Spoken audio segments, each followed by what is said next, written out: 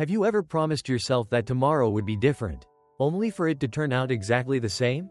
Ethan Miller had, more times than he could count. Every night before bed, he would lie there, staring at the ceiling, imagining the perfect day ahead. Tomorrow, he'd wake up at 5:30 a.m., stretch, drink water, study math, write an essay, maybe even cook a healthy breakfast. Tomorrow, he would be the version of himself he wished he could be. But tomorrow rarely cooperated.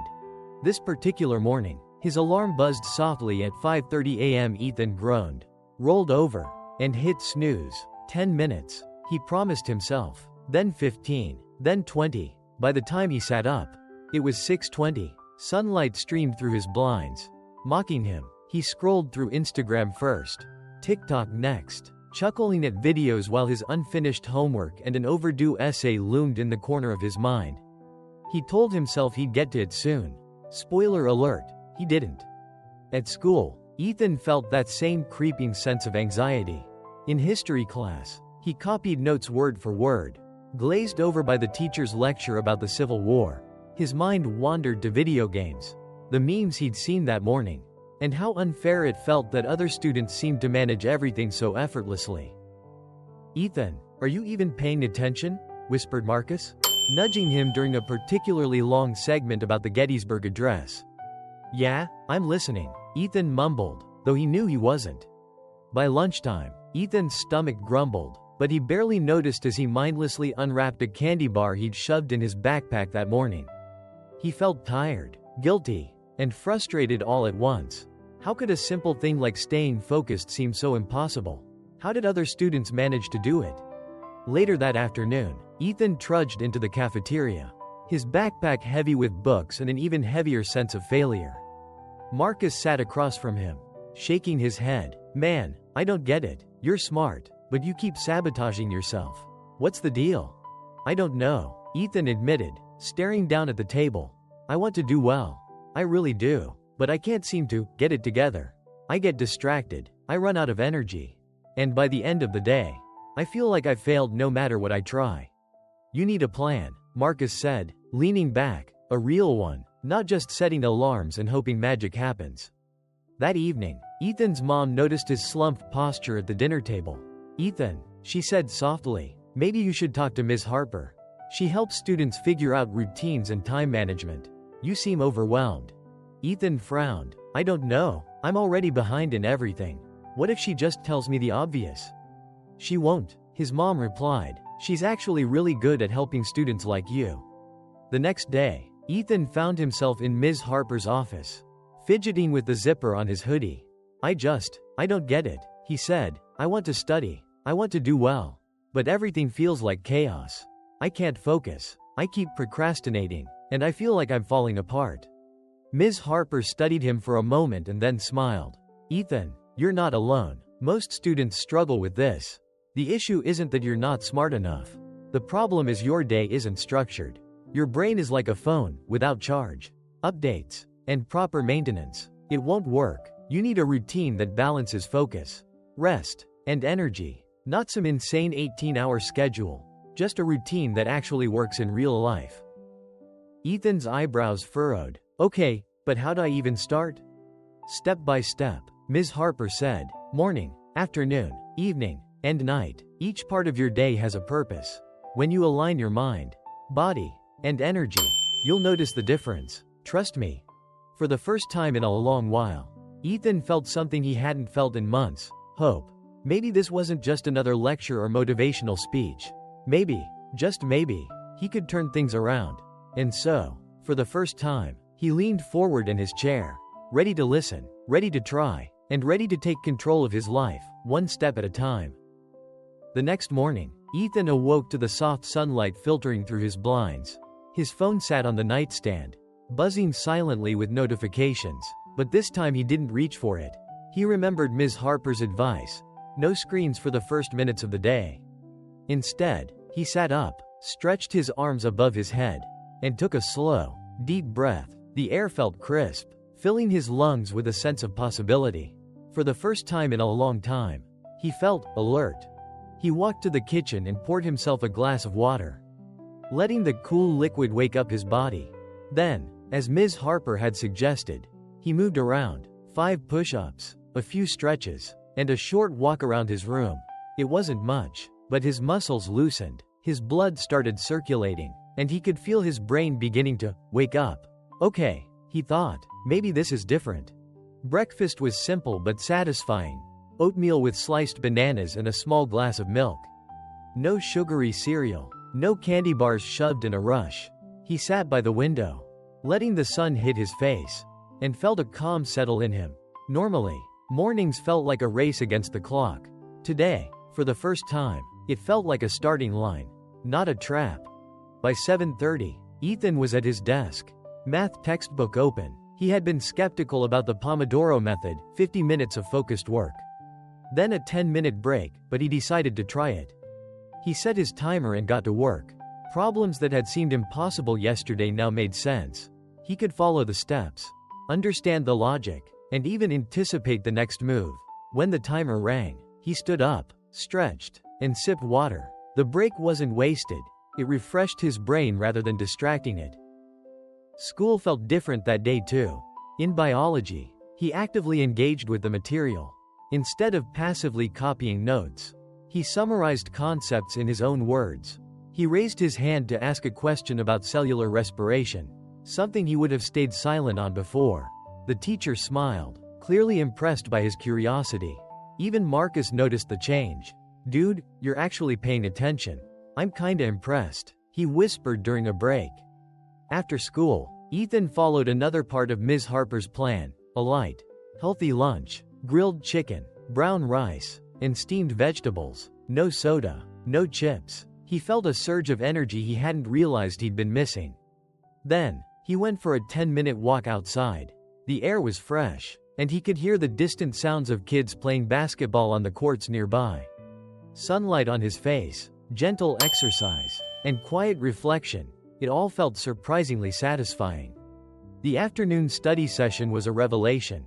Instead of forcing himself to read dense history chapters, he worked on practice problems and hands-on exercises. Chemistry experiments, math problem sets, and flashcard drills became manageable. He noticed that tackling active, doing tasks in the afternoon helped him retain information without feeling drained. It was like his brain had a rhythm now. Mornings for heavy thinking, afternoons for application. Evening brought physical activity. Ethan laced up his sneakers and ran around his neighborhood for 20 minutes. His muscles ached pleasantly, his heart pounded, and sweat dripped down his forehead. It wasn't just exercise, it was liberation. The pent-up stress from the day seemed to melt away with each step. Afterward, he jumped into a quick stretching routine, feeling both physically and mentally lighter. Then came creativity. Ethan pulled out his sketchbook, something he hadn't touched in months. He started drawing, letting his mind wander freely, enjoying the shapes and colors. Music played softly in the background, and he felt something he hadn't felt in a long time, joy in doing something for himself. Not for grades, not for approval. Ms. Harper had called this creative time a reset for the brain. Ethan now understood why it mattered. It prevented burnout and made studying feel less like a chore. Finally, he returned to his desk for a light evening revision. He reviewed his notes, solved easy practice questions, and organized tasks for the next day. The sense of accomplishment was immediate. He no longer felt guilty about wasted hours or undone homework. Instead, he felt calm, confident, and in control. Before bed, he followed the digital sunset rule.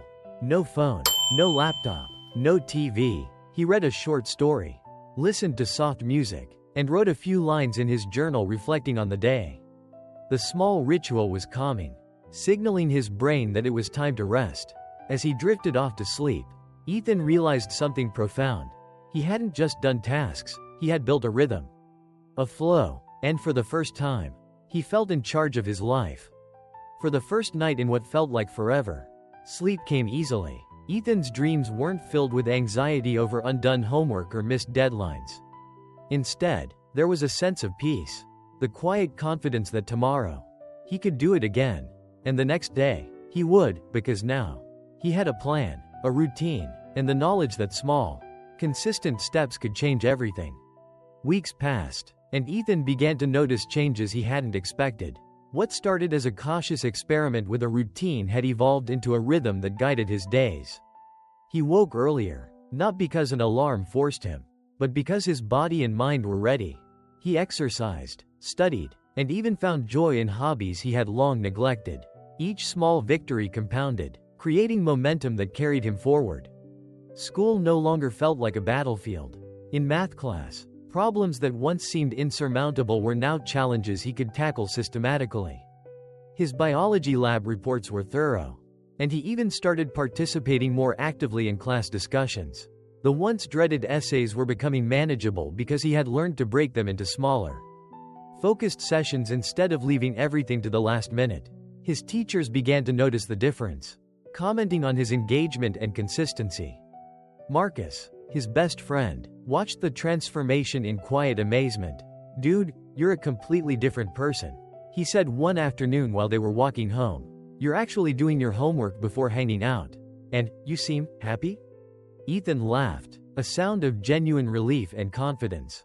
"I think I finally get it," he said. "It's not just about grades or cramming. It's about control, about how I use my time and energy. If I take care of myself and my brain, the rest just falls into place." Even his evenings felt different. Instead of collapsing in front of a screen, Ethan would go for a run or play basketball with neighbors, then spend time drawing or playing guitar. These moments weren't distractions, they were essential. They refreshed his mind, kept him motivated, and gave him a sense of fulfillment beyond academics. The pattern of work, movement, and creativity became a natural part of his life, not a forced schedule. Perhaps the most remarkable change was how he approached challenges. Where he once would have panicked at a difficult assignment or test, he now approached them calmly and strategically. Break the task into pieces. Tackle the hardest parts when his mind was fresh. Review notes actively, and take breaks to recharge. This system worked not only for school but also for his overall stress levels. He felt capable and resilient, even when setbacks occurred. At the end of the month, Ethan reflected on how far he had come. Sitting at his desk, journal open, he wrote, "I used to think discipline was a punishment. Now I see it as freedom. I'm not just surviving school, I'm thriving. Each day I follow the routine. I grow a little more, learn a little more, and become a better version of myself." He smiled, a quiet satisfaction radiating from him. The anxiety that had once followed him from morning to night was replaced by a steady confidence. He wasn't perfect, there were days he slipped. Times he felt distracted, but the routine was forgiving. It wasn't about never failing, it was about getting back on track consistently. One Saturday morning, Ethan's mom peeked into his room. "You're up early again," she said, a hint of amusement in her voice. Ethan grinned. "I actually enjoy mornings now," he replied. "I feel alive, I guess, and I don't waste time feeling guilty anymore." As he got ready for the day, Ethan realized a truth that had eluded him for years. Success isn't about talent alone. It's about creating a structure that allows your talent to flourish. His grades improved, yes, but more importantly, his confidence, focus, and well-being had transformed. The routine didn't just help him study, it helped him live. Looking back, Ethan understood the lessons he had learned. Consistency beats intensity. Small, regular steps are more powerful than sporadic bursts of effort. Balance is essential. Study, exercise, creativity, and rest all feed into one another. Self-care fuels productivity. Adequate sleep, hydration, and movement make everything else possible. Control your routine, don't let it control you. Discipline isn't punishment, it's freedom. Ethan's journey was a testament to the power of habits, structure, and mindful effort. He had struggled, stumbled, and doubted himself, but by committing to a realistic daily routine, he had transformed his life in ways that went beyond grades and homework. And now, Ethan wanted to share his story, not just to boast, but to show other students that change is possible. That chaos doesn't have to define your days. That a simple, balanced routine can unlock focus, energy, and happiness that had always been just out of reach. Your life can change with small, consistent steps. It's not about perfection, it's about building a rhythm that nourishes your mind, body, and creativity. Start today, and give yourself the gift of control, clarity, and calm. Thank you for watching Ethan's story all the way through. If it resonated with you, leave a comment sharing your thoughts or your own struggles with routines. Don't forget to subscribe to the channel so you don't miss future videos that will help you study smarter, live better, and unlock your full potential. Remember, discipline today becomes freedom tomorrow.